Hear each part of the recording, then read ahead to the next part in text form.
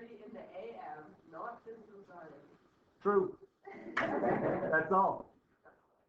She is your introduction host, Reiki. Okay.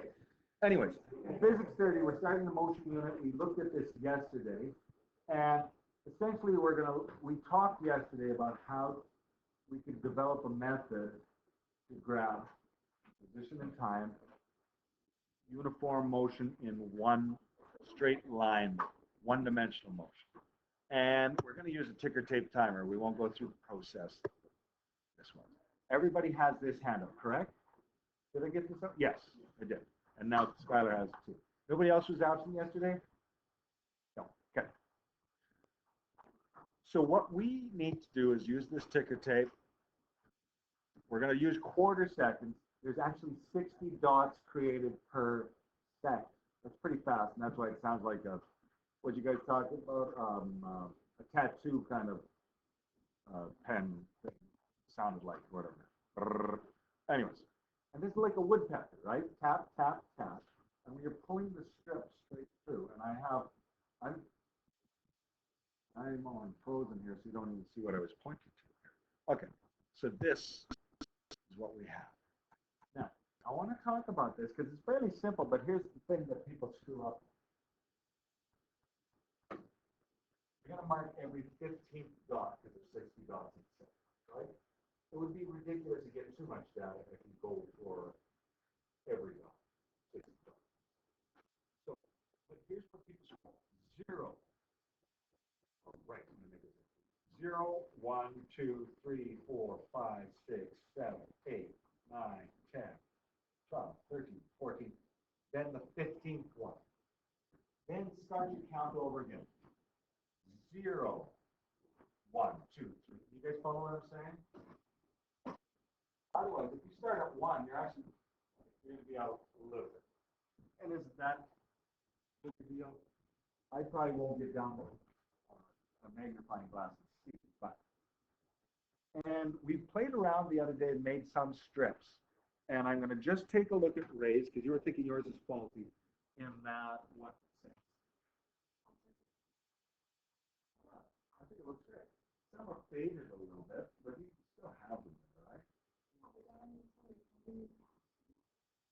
They're very close together, but that's why there's Ray's concern, because her strip, they're quite close together. And essentially, though, that's why we're marking every 15, so that you actually have some space. So as long as you count 1, 2, 3, 4, 5, 0, 1, 2, 3, 4, 5, 6. Starting at 0, the first dot you make a line on is 0. I know you were just on. Yeah. What are you going to do with that data? Well, I have a ruler up here to show you that. Total time. Interval distance. And you're going to do this for the full. Most of you, like I'm giving you a little less than 2 arms length, but I want you to get about a meter up down. So your times are going to be different from group to group, like, depending on how steady and fast you pull it through. And you're going to measure the distance, interval distance. Well, here's what I mean by that. So you're going to go from the 0 mark here. I would say this is 3 point. It's a little more than 6, a little less. 3.62.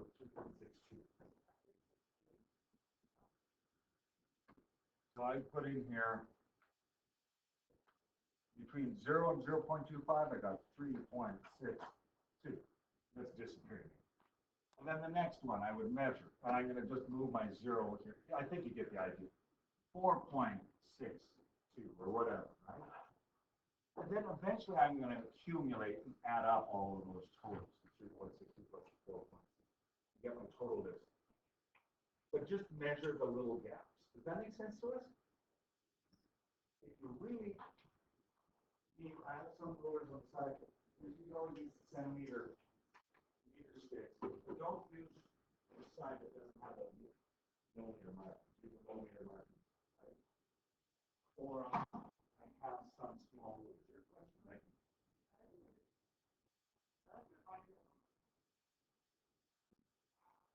Yes.